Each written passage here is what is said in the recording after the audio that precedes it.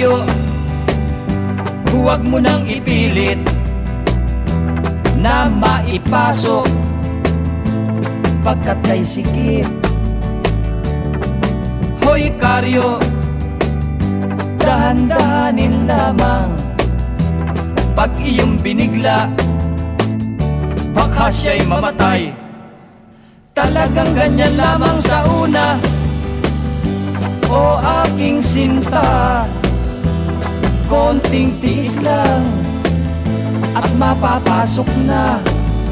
Ang mabuti pa kaya o hirang, lagyan ko ng laway nang guminhawa ang iyong pakiramdam.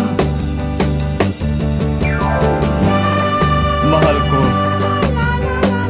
tiisin mo sana. Talagang masakit. Yan na may hanggang una. Subalit, pag tagal-tagal na,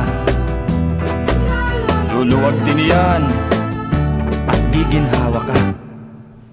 Ngayong naipasok na o sinta, ay anong sarap pala. Kahit talos-talos, ay kay luwag pa. Ganyan din si lolo ko't si lola, nang ikasal sila. Ang singsing na ito ang ginamit nila.